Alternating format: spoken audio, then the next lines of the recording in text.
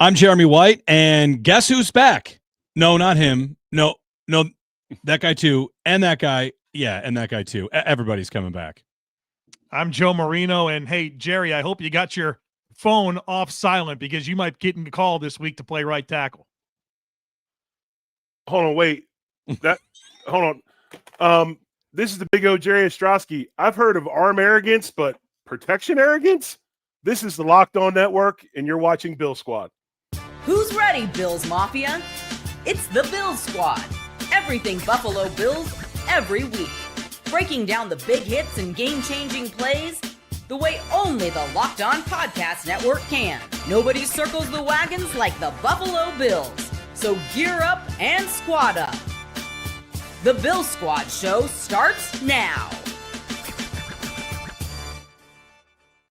Welcome in, Bills Mafia. It's the Bill Squad show. Jeremy White, Joe Marino, and the big O, Jerry Ostroski, ready to break things down for the Bills and Steelers. To get into news of the day, Shaq Lawson has joined the Bills. Protection arrogance. This Bills loss to the Houston Texans has lingered more than most. So lots to get into today with you. Today's episode brought to you by FanDuel. Right now, new customers can bet just $5. And if your bet wins, you'll get $300 in bonus bets to use across the app. Jerry, could you silence your phone until the end of the episode? I don't know if you got this. Beane's going to be calling you. If I turn my camera off, it's my agent. I just want you to know that. So okay. If I go blank, I'm on the phone. Very good. I saw our buddy John Fina tweeting about waiting to get the call.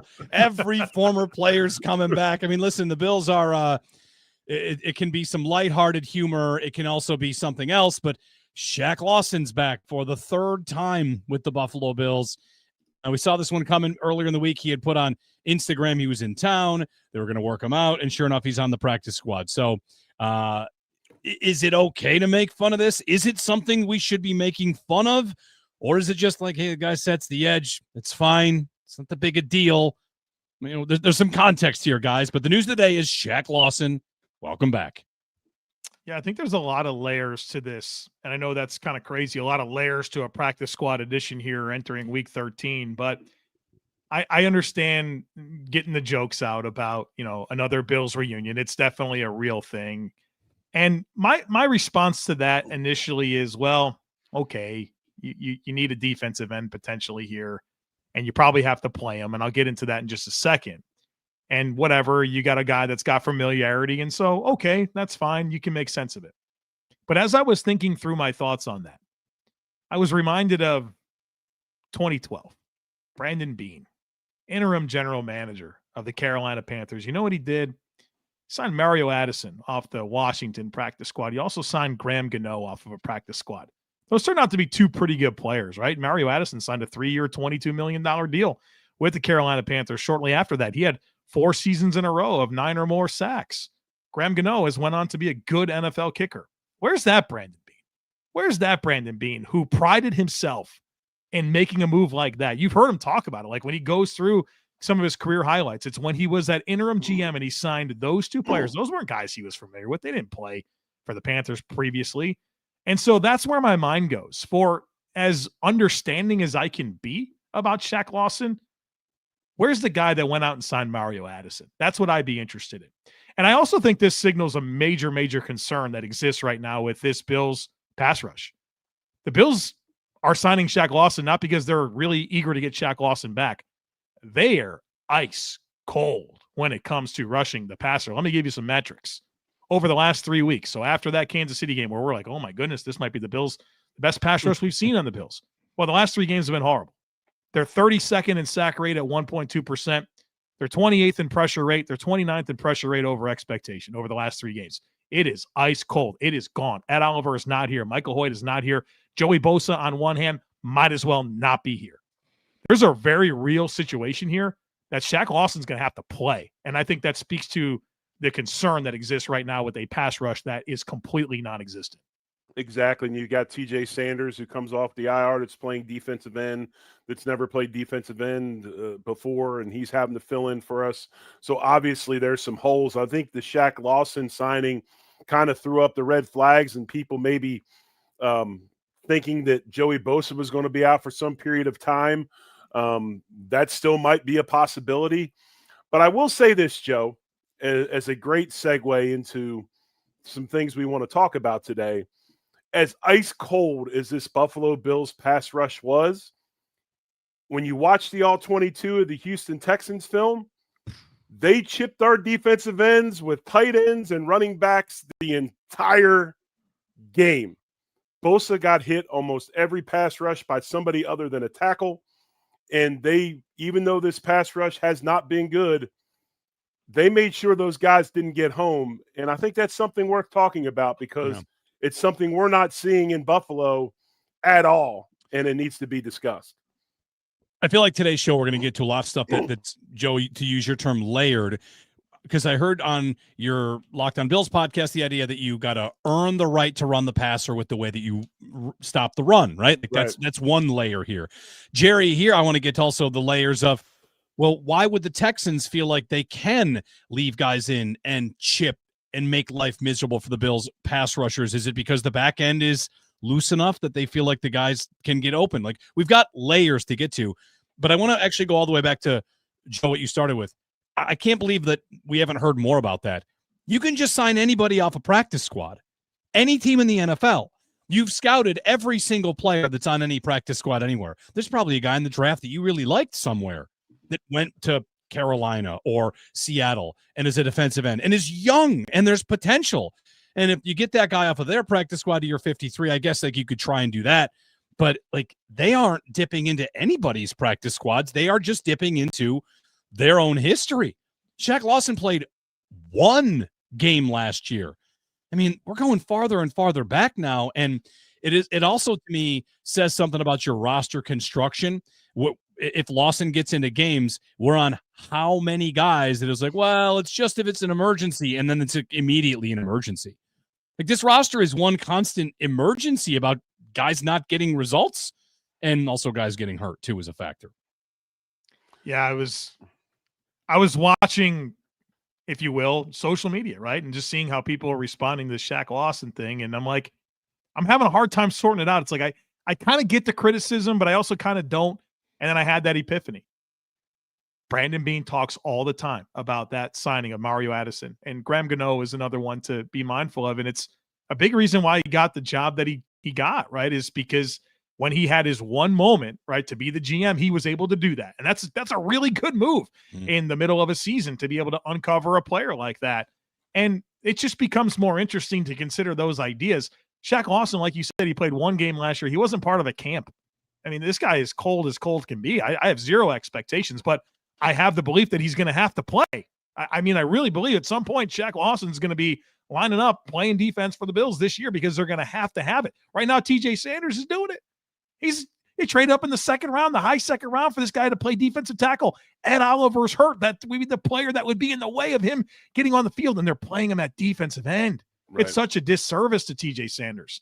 And so, yeah, I want to see Brandon Beane think outside the box and do something other than just retaining players. Again, I understand the floor that exists, the familiarity. I understand why they do it. And it does say a lot that they want to come back. I'm sure, some of these guys probably don't have a lot of options, so maybe that plays into why they want to come back. Nobody was lining up to sign Shaq Lawson. It's not like he had other opportunities. But I look, based on the status of this roster, the black eyes that Beane has taken between his interaction with you on the radio, the comments that have been resurfaced about what he said about the Rams and how he didn't want to have a full teardown, and now they're looking like, the beasts of the NFL moving forward. I think they're the best team in the league.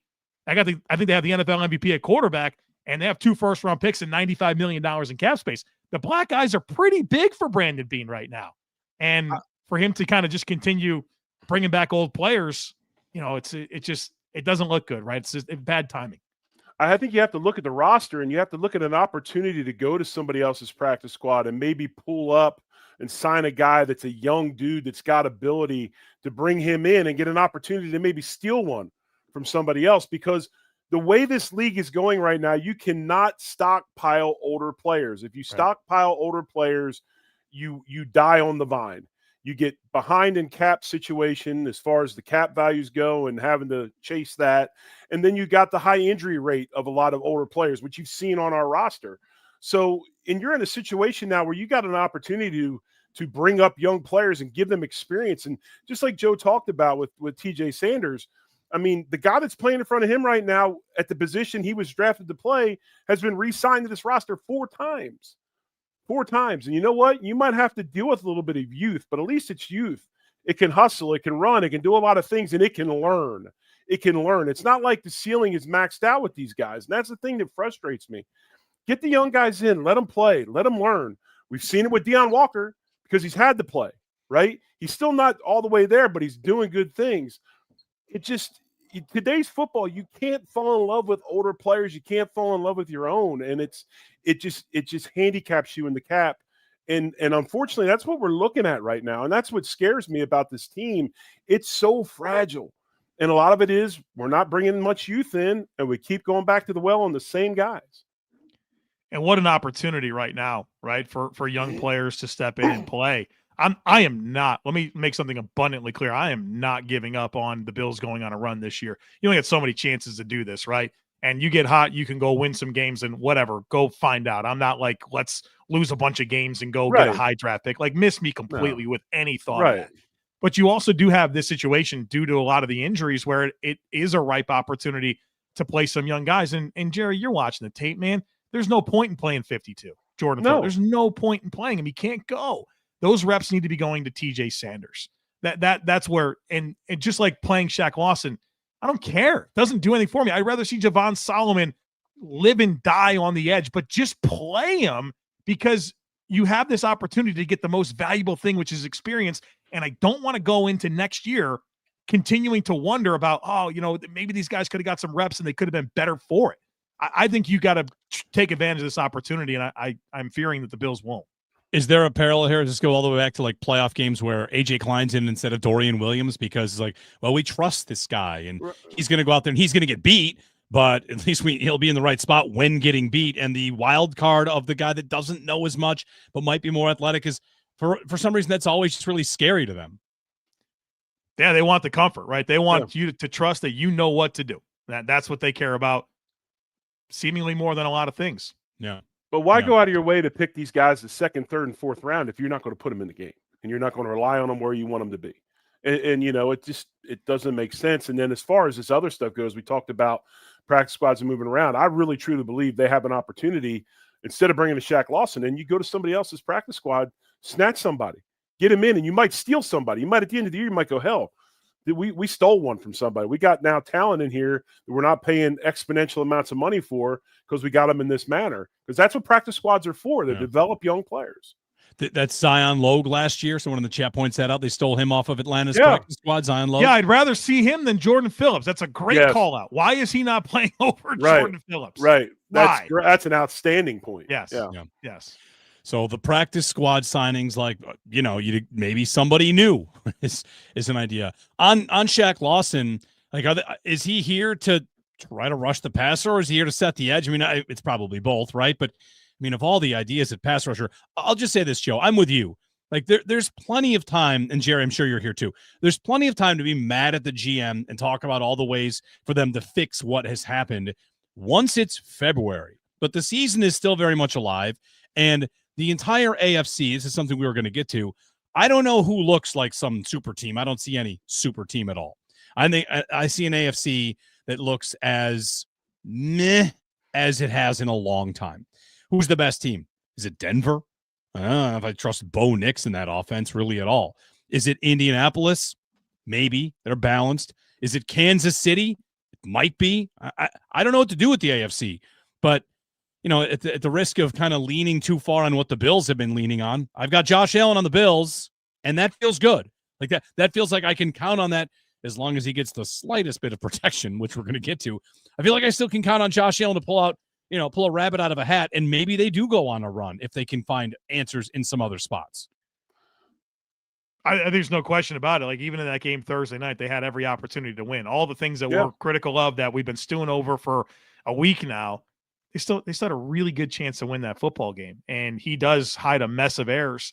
And even, there is some fingers to point back at Josh. Like, I get that, but he is such a neutralizer in so many ways. And I think we're becoming more and more aware of maybe even more of what he's hidden for this organization over the years. I think the biggest thing about Josh Allen, to me anyway, is I think it gets overlooked, and by some, I don't think it gets overlooked by us. His toughness is second to none. I mean, I can't believe he got out of that game. I mean, he got his brains beat in, and he took a couple of big hits and still got out of it. And, he's in the middle of it. We got an opportunity to win. Hell, we kick an extra point. We can kick a field goal to tie it and then go to overtime. That's how close it was. That's how fickle this is. But, talking about the AFC, I watched that Colts-Chiefs game. The Chiefs sat there the whole game going, here, you take it.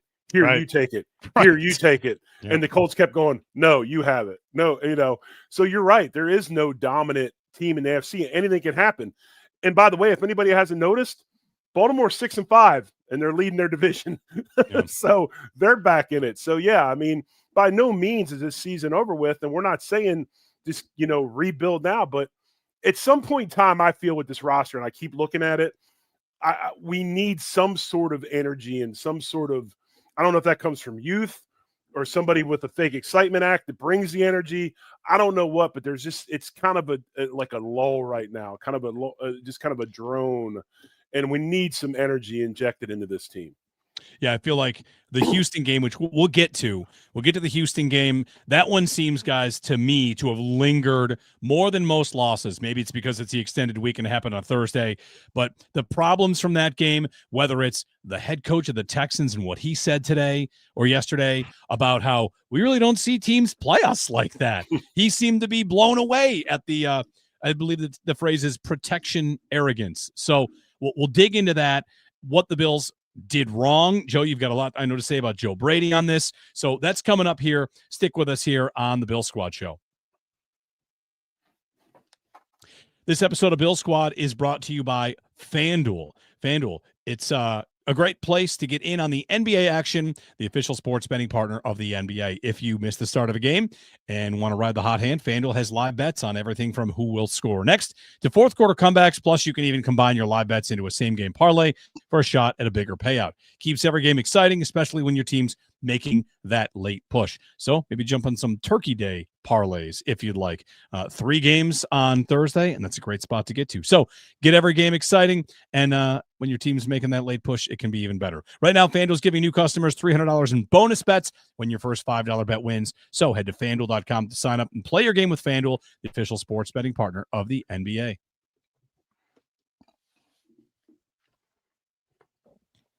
All right, we're back here on the Bill Squad Show. Thanks for joining us here. If you're streaming with us live on YouTube, happy to have you. You can always like and subscribe and find out, of course, when we're going to be on. We're usually on post games, which the schedule is for the Pittsburgh game, right? Post game.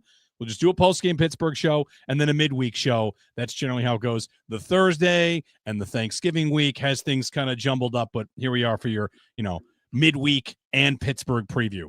So, gentlemen, let's get to protection arrogance. Texans head coach DeMeco Ryans flat out said that nobody plays the Texans the way the Bills did, which was so much 5-man protection, not chipping Will Anderson, not chipping Danielle Hunter. So let's get really into it and explain to everybody out there like what the Bills, I guess, their thought process was, why they thought it might work, and why it very clearly didn't work and warranted a response during the game that ultimately never came.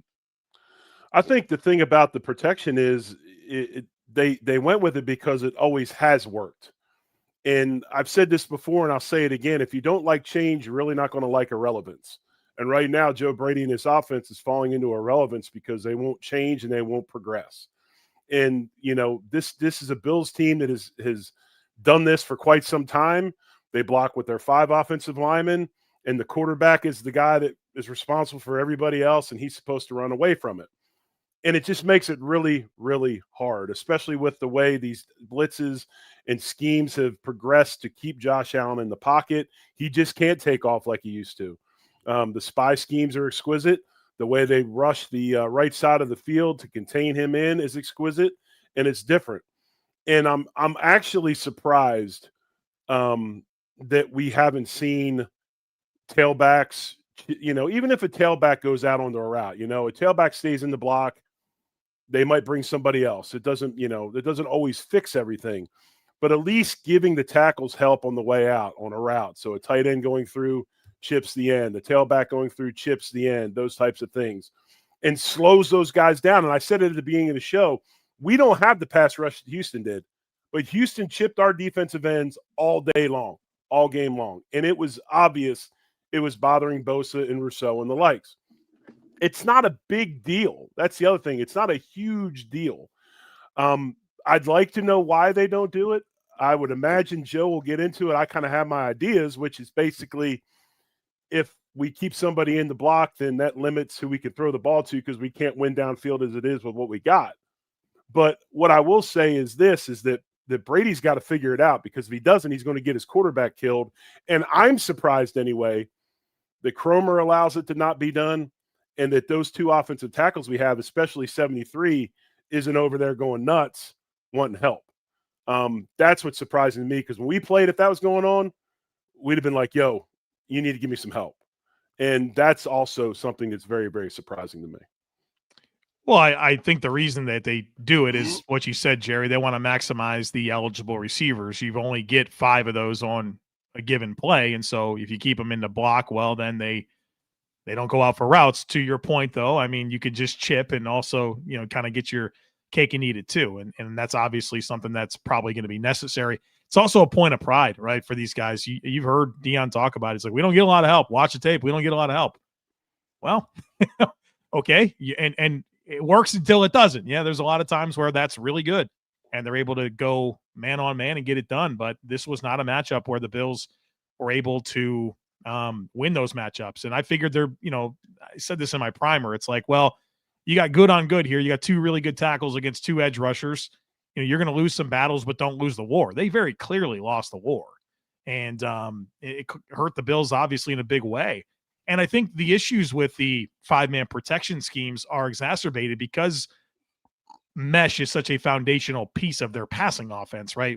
I think we've all talked about mesh enough at this point, where you get a shallow crosser from one side, a shallow crosser from the other side. They mesh, and then you kind of hope that somebody comes out with a rub and gets free, and then you layer things on top of that. So the Bills will layer a sit route over top of it, or they might have a rail with the back out of the backfield. But the point being is that when you run mesh, you can't throw the ball until the mesh clears. So now you are making it hard for your quarterback to make a quick decision, and you're also stressing your 5-man protection even more because the ball's not coming out until the mesh clears. And so you could see how there's compounding issues as you kind of talk through it and see how that contributed to this Bills loss, especially on 4th and game, right? 4th and 6. Remember, it's 4th and 6 because Deion false started to make it from 4th and 1 to 4th and 6. Right. You with your backup right tackle, you stressed your protection scheme and ran mesh. Right. And everybody points to Dawson Knox and how he got free. He did.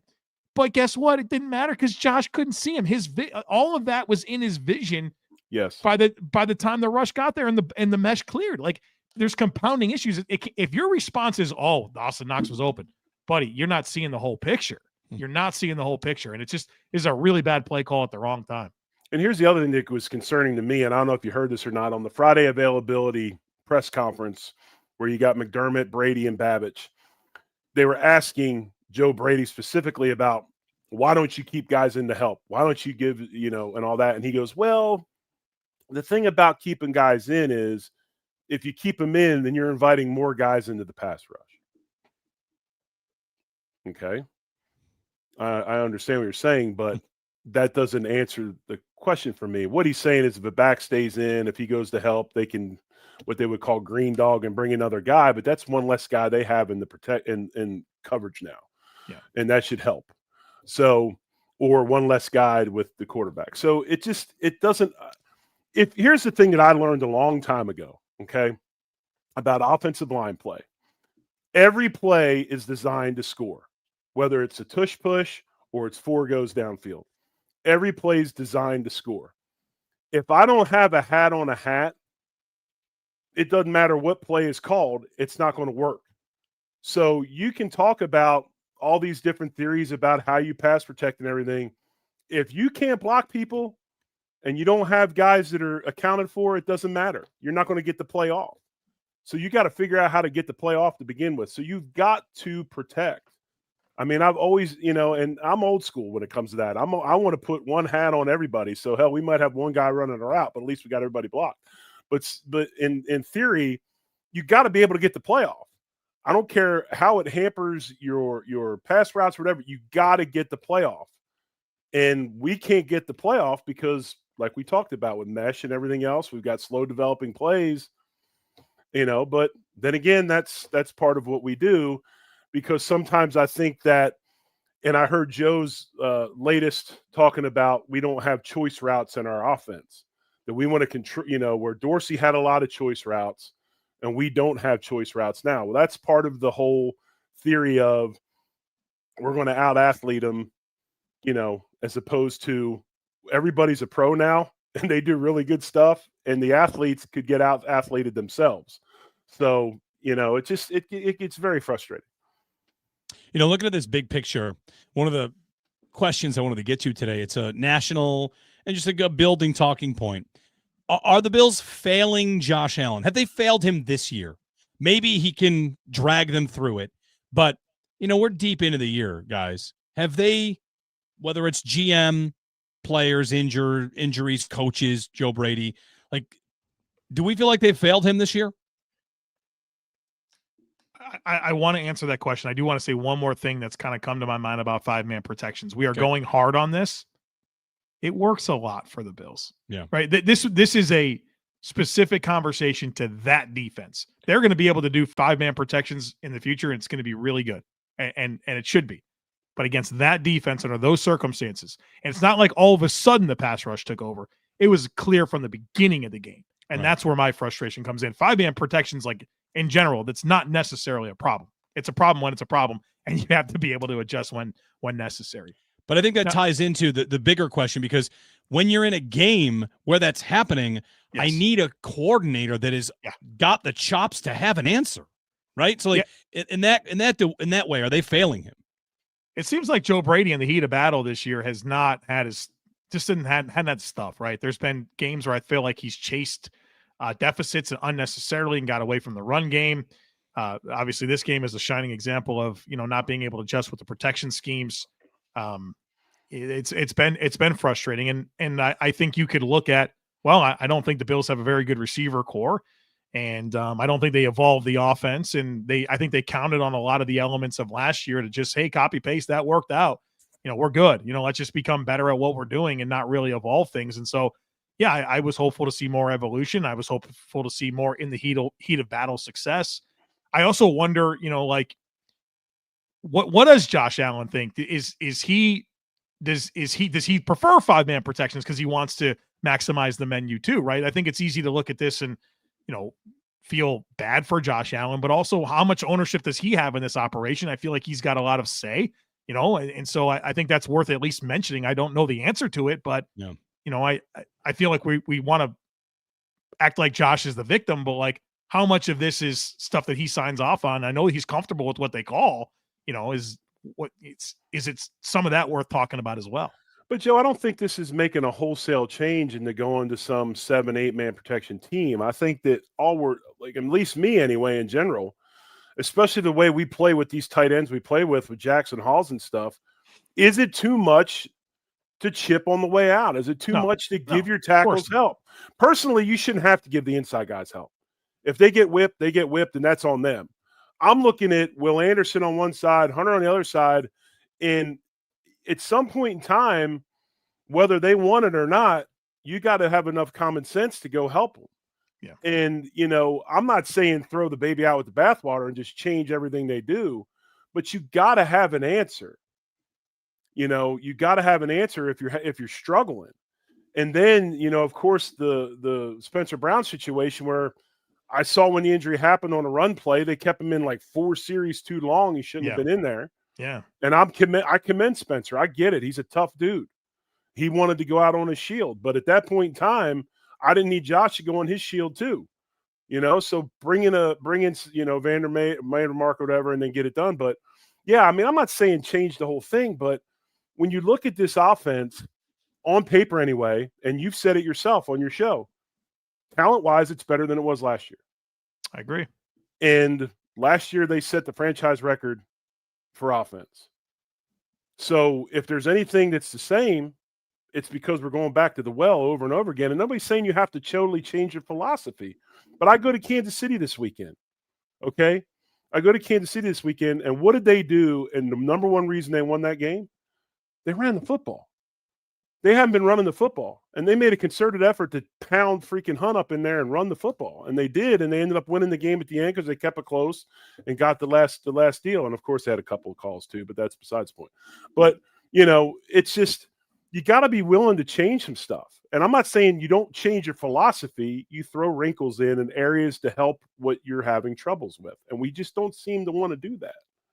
Isn't the old story that whatever you're good at, of course, the other team's going to try and take that away and make you do something else, whatever that might be. Right. So, this is where for Joe Brady, year one, we saw a lot of success. And Joe, how much is the offense just really like Joe Brady took a nap after the AFC Championship game and just woke up with the same playbook? Is it a lot of just the exact same stuff? Meanwhile, while you were sleeping, the league got after it a little bit and got more of it on tape, and they've got better answers now for what you would normally do. Yeah, it's a lot of the same. It's a lot of the same stuff. And defenses have also played the Bills a little bit differently. They're getting a little bit more zone. Josh is getting a lot more attention in the pocket, and they haven't had the counter punches to be able to deal with those pieces with consistency. Did you guys see what Kurt Warner tweeted about maybe yesterday or today about quarterbacks throwing against zone? And I think he was talking about, I don't know which quarterback. I apologize for not knowing if it's JJ McCarthy or Caleb Williams. It doesn't matter, because when I read it, I thought he's talking about Josh. And this might be something you're seeing, Joe, and Jerry, when you guys are watching the All-22. Would you ever have said that Josh Allen is an elite anticipatory thrower? No, he's not. No, he's not elite at that. It's in there sometimes, right? He can be like that. What Kurt Warner was tweeting basically was, when you run a play too much, and again, he was not talking about the Bills and mesh. When you run a play so often as a quarterback, it can creep into your mind that you want to see it open, but you want to double see it open. We run this so much, they're going to be on it. There's no way they're not going to be on it. And it can create hesitation in a quarterback. And that's something that it feels like if they're running the same concepts, why doesn't Allen look the same? Maybe because he's not trusting it the same way. And on the film, I feel like, Joe, that's a phrase I'm hearing from you a lot. Trust, throw the ball. Why aren't you throwing it? The same plays he would have been running in the past, they've run them so much, they're no longer fresh, and he needs to kind of double trust them in those moments. Maybe so, and maybe the picture looks a little bit different defensively with more zone. It's about a 10% spike in zone coverage so far this year, and I think just a lot more attention on containing him in the pocket, right? So those pictures do look a little bit different, which I think plays into it. I would say maybe the play action stuff has evolved a little bit this year, but yeah, it's a lot of copy paste, and it kind of aligns with what the general manager said. Hey, we scored all the points last year. Defense is the problem. And don't you hear them say, every year's a new year, you can't count on things carrying over. Every year you have to redefine it. But it's for some reason, this offense, they just thought, well, yeah, Josh, everybody eats, take care of the football, we won't lose. And well, that's not really happening. Nope. It's the Bill Squad Show. Bills and Steelers preview to come up. The Steelers have some significant injuries. We also want to talk about the division, guys, because the New England Patriots have some significant injuries as well. And you guys can tell me I'm nuts if you want when I pick them to lose to the Giants this week. Woo! I think they're going to lose to the Giants. So get ready. Get ready. The AFC East is going to get a little more spicy because of that. All right. We'll get the Bills-Steelers preview in. Aaron Rodgers likely to go. The Bills injuries, of course, a big factor as well. So stay tuned. Bills and Steelers, the breakdown you need coming up next here on the Bill Squad Show. I'm Cody Rourke from Locked On Broncos, and this episode is brought to you by Peloton. Peloton is shaping the future of fitness with the brand new Peloton Cross-Training Tread Plus, powered by Peloton IQ. This is Peloton's most advanced equipment yet, giving you real-time guidance and endless ways to move, whether you're running, lifting, or you're cross-training with your favorite instructors like Alex Toussaint. It's training reimagined to make your workout more personal. Peloton is built for breakthroughs with features that help you plan, stay motivated, and hit peak performance. You can let yourself run, lift, flex, and go while Peloton handles all the rest. Plus, Peloton IQ provides real-time strength coaching, tracking your progress and suggesting weights that challenge you so you can get stronger. Plus, the new movement tracking camera, it counts your reps and corrects your form in real time, making sure every rep is safer and smarter. So let yourself run, lift, flex, push, and go. Explore the new Peloton cross-training Tread Plus at onepeloton.com. Jeremy White, Joe Marino, and the big O, Jerry Ostroski, back here on the Bill Squad show, turning the page from the horrible Houston game to the Pittsburgh Steelers this week on the road in Pittsburgh. The Bills have not been very good on the road the last 2 years. So a road win, you'd take it in any way. Pittsburgh has big injuries to worry about. I saw Broderick Jones, offensive tackle Broderick Jones, and defensive tackle Derek Harmon both out for this game. So that's good news for the Bills in the trenches. Pittsburgh is what, guys? A team that can play physical and can run the ball and will probably try to bully the Bills offensively in that way. But other than that, I don't know. Their defense is not said to be good. They have some elite pass rushers. When you look at the game script and the matchup, what becomes key for Buffalo in this game, Joe? Protecting Josh Allen against Cam Hayward, TJ Watt, Nick Herbig, and Keanu Benton. Those guys are really good. They might get Alex Highsmith back this week. They got really good pass rushers. And I don't know, it just feels like when teams play the Bills, whatever the best version of what they are, they usually are. And so I kind of expect, their pass rushing metrics this year are not very good. Nothing makes sense about the Steelers defense when you consider the personnel and how it's performing. They're 29th in pressure rate. They're 22nd in pressure rate over expectation, but they are 10th in sack rate. So when they get there, they get there. And they're number 1 in time to pressure at 2.38 seconds when they get pressure.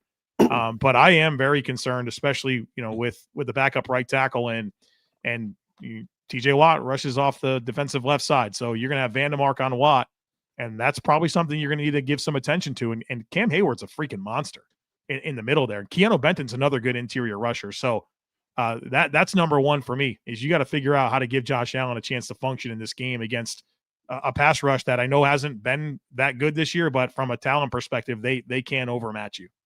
I look at our running game against this front, and that's what makes me probably the most concerned. This 3-4 front, something we don't normally run against. It's something that's used to be prevalent. Now it's not, but Cam Hayward's one of my favorite players in the league. I mean, he's a force. I mean, Connor McGovern's going to have an all-day affair dealing with him, just the way it is. And you got two contrasting styles that don't really match up very well. So we'll see how that goes with the Bills having to change up the way they run some of their stuff up front. This isn't going to be a heavy, I don't think, outside zone type game plan. I mean, they're going to need to get more north and south. Yep. Personally, I wish they would do that anyway, whether they played a 3-4 or a 4-man front, because that's where they are lacking. We're not getting any movement on the down linemen. We're so concerned about getting the second levels now. We're not getting movement on the down linemen, and the second level players aren't over pursuing because they're staying backside to play the James Cook cutback, and that's where we're not meshing up.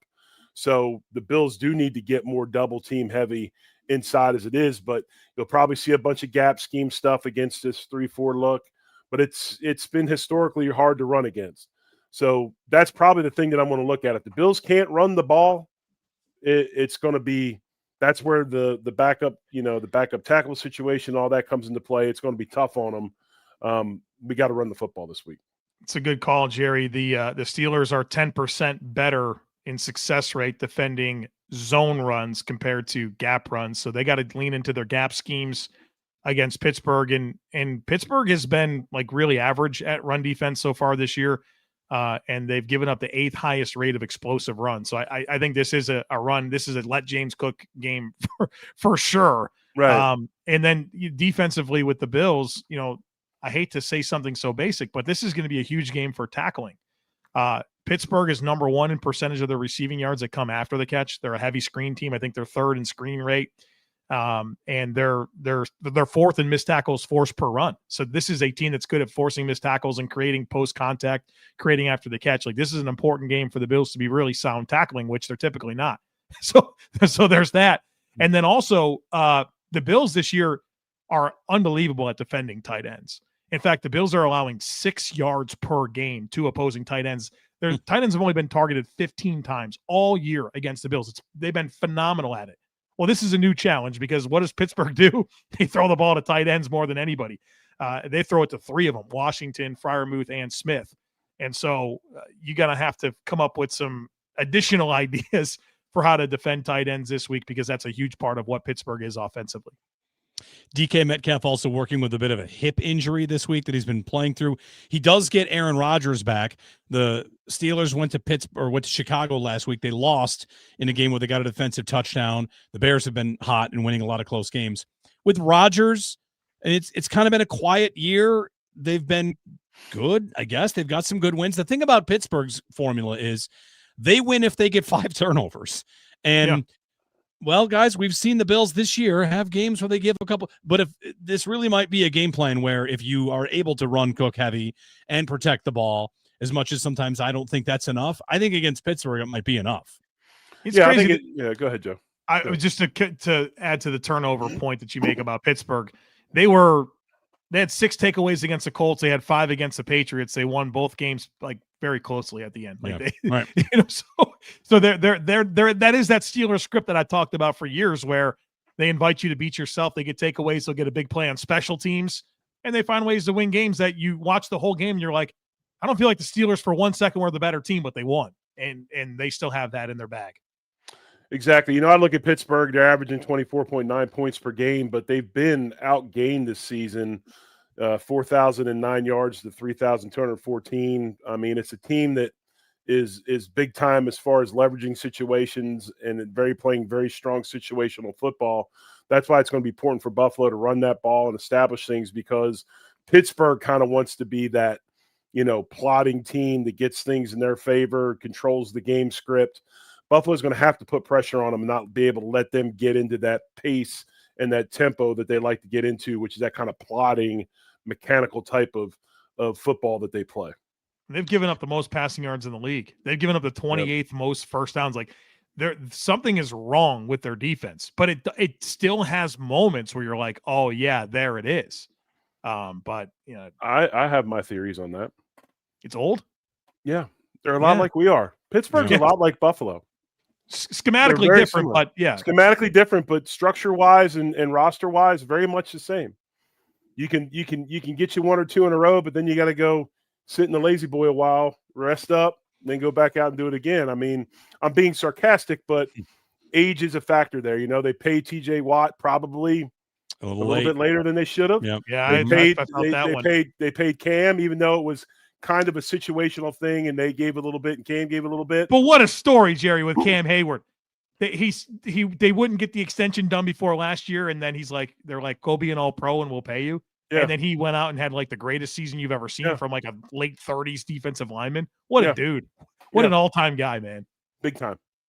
This game has a lot of playoff implications for both teams here. You might be surprised to find out. I am surprised to find out. According to the New York Times playoff machine, the Steelers' chance to make the playoffs before this game are 18%.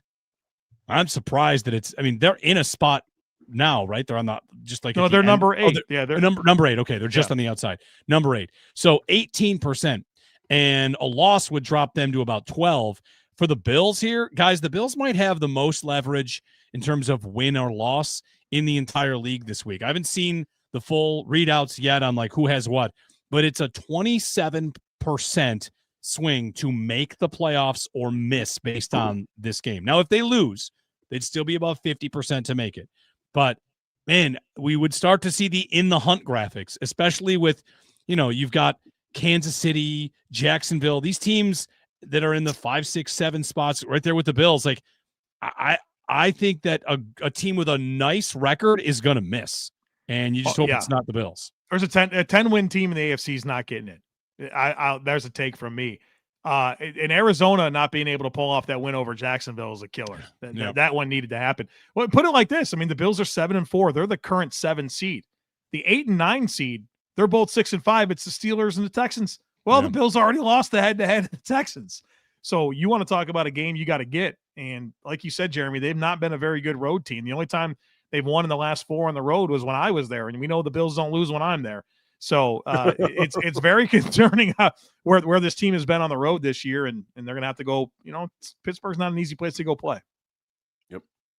They could lose. And if they do, they'd probably drop down to in the hunt. Here comes my prediction for you. The Patriots lose to the Giants. I'll just lay it out quickly. Of all the teams, maybe the Texans are on the list, like losing your left tackle against the Giants, Like they can get after the passer a little bit. Drake May does take some sacks, right? And the Giants are the goofiest team this year. Brian Daboll got fired because of all the games that they were winning and lost. Yeah. They've been beating everybody. The Giants are way out ahead of the Denver Broncos. They're leading these games and then just kind of give them back. Eventually, maybe they won't give one back. And maybe it's just like wishful thinking, but I just think with the injuries the Patriots have, and they did not look that sharp against Cincinnati, they're a young team that's due for a stupid kind of game. And I think the Giants have a little bit of teeth, whether that's Jackson Dart or Jameis Winston. There's some teeth in that offense now. So I think the Giants absolutely have a good shot to beat the Patriots. No, I believe so too. I think they've got a chance, but I guess it'll come down to what happens with that offensive line and the loss of Campbell, and if they're able to protect, if they're able to protect them. But I don't know. I don't know if you saw power rankings today. They're the number 2 ranked team in the league right now by most polls. Who? The Patriots. Oh, the only 10-win team out there. Number Jeremy, 2. I want to agree with you so badly. I really do. But I feel like the Patriots have had those moments against better teams and not figured it out. Like they've not let it go against Tampa, against Cincy, against Atlanta, against New Orleans. Like those were games that were there for them to lose, and they didn't do it. That's right. I feel like though, if this were the Bills, we'd be saying you're playing with fire. It's gonna happen. Yeah. So I mean, earlier in the season, New England's blowing teams out. They blew out Cleveland. They did not blow out Tampa. They got 3 big plays. And other than that, it's just like. But they played Cleveland without Shedeur Sanders. That's true. That's true. That's true. Listen, if you want to have the best day of your career as a young starter, play the Raiders. Boy, are the Raiders just an absolute mess all over the field, everything they do. It was not surprising to me to see Shedeur Sanders play relatively well because everybody plays well against the Raiders. The team that beat the Patriots, the freaking Raiders. It's true. In week 1. True. That's right. All right, we'll get a break in, then we'll get some of your comments and questions. Have some good stuff here in the comments that I've starred. Something on Darnell Washington on an offensive coordinator question that's not Brian Daboll. That is a very good one. So we'll get to that. Drop a comment, give us a like, give us a subscribe as well, and we'll wrap things up with your comments and questions here on the Bill Squad Show.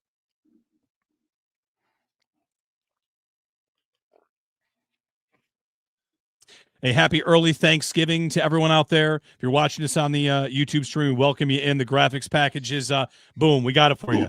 We got pumpkins and pilgrim hats and pumpkin pie.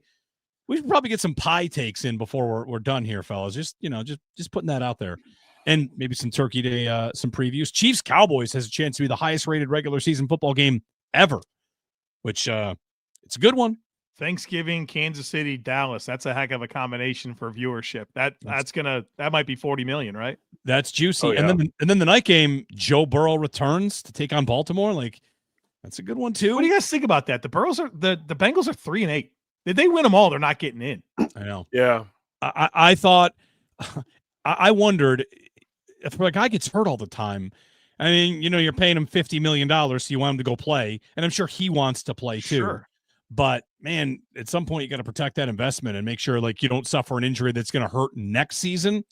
But he's going to be ready to go. And maybe if they beat the Ravens, then Bills fans can start to get nervous about Bills Bengals, which is soon after. So, but a good lineup. That's a good lineup of games for Turkey Day, for Thanksgiving. All right, couple comments that came in. We'll get to these. Are good questions, just like topical stuff. You want to drop us something, you can. And I like this question that came in right here. Who's a veteran OC that may be available after this year that isn't Daboll, or is the reunion inevitable? I don't think the reunion is inevitable, but I do like this question because, if Joe Brady ultimately does go somewhere else, they just don't bring him back, they go a different direction, is it just hire from within again? Is it Davis Webb, as we've said?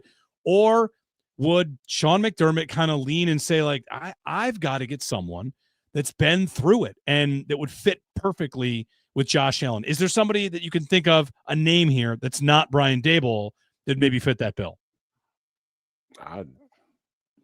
Sounds like you just described Brian Daboll, Jeremy. Yeah, I was going to say. I know. We had somebody suggest this name, and again, this guy doesn't come in to be an OC, I don't think, but what's Bruce Arians doing, right? That's I know he's working a lot of. I actually know Bruce. Yeah, he likes Josh Allen. I can tell you that. He okay, likes him a lot. Does he like him enough to come be an OC in Orchard Park? I don't think so. I I don't think so, but he wish. does love Josh Allen. I know that. He loved Josh Allen before Josh Allen was Josh Allen. I believe it. I read Bruce's book, The Quarterback Whisperer. It's I good. believe. Yeah. It's a great book. Super good. He's worked with so many different quarterbacks. It made me appreciate some of the guys that aren't as good as, your Mannings and Roethlisbergers. I think there's some Kelly Holcomb in there. I kind of had an appreciation for good him. production. Yes. Yeah. Love Bruce Arians. He did it his way too, man. What a legacy, what a career he's had. Like, super influential in so many things about the way the game is, but also what he's done for minorities, what he's done for women in football. He's all time, man. He's awesome. He tells his coaches, I don't want to see you here too late. You better get to your kids' games. Yeah. And I want to thank Steve for writing in, because this is the Arians-ism. Yep. No risk it, no biscuit. Oh, he'd be perfect. He'd be the perfect Josh Allen. There's no doubt about it. Oh, I don't think he's doing it, though. Well, he was good with Roethlisberger, and they, for some reason, decided they wanted to force him out of there. I have no idea why, but, Well, here we are now all dreaming about Bruce. Well, geez, yeah. Can we go back in time here? So there's no other answer. It's just pretty much Dable, right? Dable is the obvious choice. The question of whether or not they would do it that's a good one. All right, next up. Good luck with Darnell Washington. I'm out. He is taking souls on some of these blocks that he sends. All right, we got. How about this? Jackson Hawes v. Darnell Washington, straight up. Just, I don't know. What are we looking for? What's King of the Hill? There, King of the Hill. Just have these two go head to head.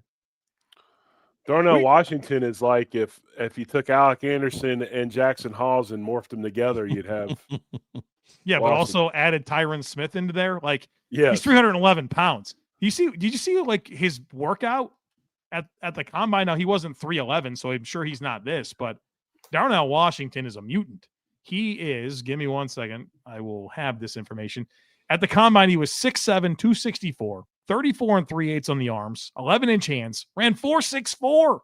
Wow. 122-inch broad jump. His short shuttle was 4.08 seconds. There's receivers that you love that couldn't touch that in a short shuttle drill. This guy's a freak, and now he's 311. I'm sure he's not quite as athletic at 311. That's like 50 pounds this guy's put on since getting drafted back in 2023. But when you talk about just A-plus blocking tight end that gives you something in the passing game, I mean, Darnell Washington and Jackson Hawes, it's a special group right there. Yeah. Like this question.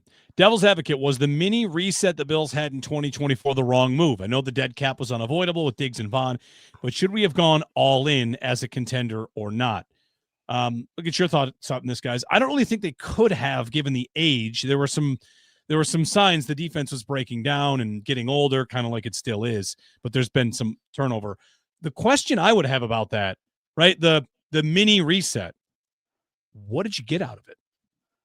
Where's the cap space? Where's the flexibility? Where's the whole idea, right? We're going to eat the whole Diggs dead cap it because that way we'll be in a better spot. Is it all eaten up in the contract extensions of this offseason? It's already all gone? A dangerous thing can happen sometimes when teams are better than they're supposed to be. The Bills were not supposed to go to the AFC Championship game last year. They found a formula. They were not, from a personnel perspective, like a top team. They weren't a Final Four teams in terms of talent, but they found a winning formula and were able to stack wins and gave themselves a really good chance. And you see teams do this, and it tells the wrong story. Now you believe that you're closer than you are. And so, okay, it was affirmation. This is the new nucleus that we need to carry this forward. Sign them all back, right? Okay, we are really close. Let's go risk it all for Joey Bosa. We'll pay Larry Ogunjobi money next year to have him this year. And they did those things. And so I think going to the AFC Championship game and being as close as it was maybe the worst thing that could have happened, because you were probably supposed to have this year, last year, and you're having it after you reset and went to the AFC Championship game and barely lost. Yeah.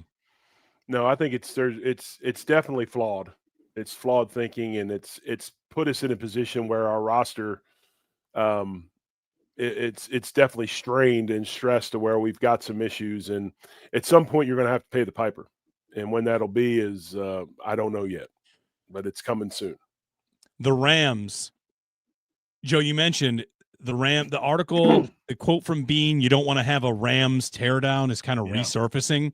And that doesn't look too good, because what did the Rams ultimately do that one year? They went 5-12. They had a ton of injuries, right? Stafford's hurt again. John Wofford's in playing, and they had a bad year. And since then, they've been right back where they were. My favorite thing about the Rams is that do you know who their last 2 first-round picks are? Name the Rams' last 2 first-round picks. Jared Verse. Jared Verse. Jared Goff. Correct. Yeah. Jared Goff. No first-round pick between Jared Goff and Jared Verse. And last year, they didn't have a first-round pick because they traded out. And actually, I saw a little bit of discussion about this. Tyler Dunn wrote a piece about the Rams, and a couple football guys were kind of like mocking the idea that the Rams could have seen this coming. And actually, it triggered something for me that you guys tell me if this all makes sense. There was a report the Rams were trying to trade up to get Tet McMillan this year, and they couldn't. So then they traded out of the first round. And I think that the general reaction I saw was, which is it? Are you so smart you traded down, or do you wish you would trade it up? And I actually think I can thread the needle on what that ultimately might mean for the Rams. And that is, if you think there are 12 players with a first-round grade, you go get one, or else you get out of the first round, right? We endlessly hear that said by teams. They liked him. You can't get up there. Like, all right, let's see if somebody else wants a first-round pick, and we'll just get more in the future. And now next year, they have a top 10 pick. Next year, they have 2 firsts. Like, maybe they didn't know Atlanta was going to be this bad, but the Rams have long been about tons of later picks, and your first-rounders are dedicated to stars. Can I add fuel to your fire? Sure. The year before, when they did pick Jared Verse, this is widely understood. I'm not reporting anything. They also tried to trade up for Brock Bowers, and they stayed and they drafted Jared Verse. So there's another fuel. And I'm pretty not in love with the idea of moving way up like that for a non-first round pick. But as long as you don't give up your first round pick the next year, I think is what's important. Right, which is what Atlanta did to do it. Well, how bad does that look? Right. Like when you think about the history of trades recently where you trade way up and you give up your future one for a non-quarterback, is it Marcus Davenport and then James Pierce? But you just I've got one more. Will Anderson. Yeah, I was just going to say that. Yeah, they did it for Will Anderson. It's 12-3. Will Anderson should have been the number 1 pick. The Panthers picked Bryce Young. You know what I mean? Like, sure. Right. Yeah, it's a good point. That's a fair one. So they lost their. Yeah, I like this conversation, though. I'm sure we'll have it this offseason because I'm a little bit afraid that Rams-Falcons trade, that's the most recent one, and that's going to be the one that scares everyone off. But when the Falcons make that trade, they make that trade with Michael Penix. Like, who are you to bank on the idea you're going to be good? And the Texans, when they make that move, again, they're doing it with a rookie. They had a surplus, right? They had the picks from the Deshaun Watson trade. They organically had the number 2 pick that year. Right. And where are the Rams operating from? They're operating from, if it's Bowers last year and Jared Verse, and if it's Tet McMillan this year, it's we have to go as far as we can for the best players possible because the Matthew Stafford era is about to end, and we're going out on top. And, boy, if the Bills should not operate for the next 3 years, 4 years like that, then I don't know what you should do. Well, I don't need 3, 10, 4th, and 5th, and 6th round picks instead of just going up and getting my first. Like, go get somebody here. So, I don't know. Like, I feel like they need to be aggressive. I feel like trading a future first to get up to 9th overall for Jordan Tyson. Like, okay, if you could get there, if you could do it. There are other ideas, I'm sure, but the Rams, to me, have always represented go get studs. That's what matters. Studs, and let the depth fill in and let your coaches do the work, but you're going to need difference makers. I think that's something that you'll feel in my offseason analysis. I've kind of started to calibrate myself for my messaging for, next offseason. And I think Brandon Beane, and maybe even me to an extent, has been more obsessed with improving the floor of the roster. And I think it needs to be the opposite. And I think it's going to be challenging to do it, but how do you improve the high end part of your roster and then figure it out from there? And that's going to put a little bit more on their development and, potentially having some lesser investments, filling some important depth roles. But I do think that we've learned that it needs to be more about the ceiling than the floor. Well, I think you talked about it, Joe, on your show, that Houston's a prime example of that defensively. They went out and got those big pieces like Stingley and Will Anderson, got some free agents, and then backfilled with guys like Tim Settle and maybe some guys that were free agents that they got in at lesser money to build that, that kind of foundational, that floor level of player, looks pretty good. 2 years, $50 million for Danielle Hunter going into 2024. Why didn't the Bills do that? Why didn't, I mean, why wasn't that done? Look, in defense of the Bills, they organically picked Derek Stingley because they were 3-13, or they had the number 3 pick. Right.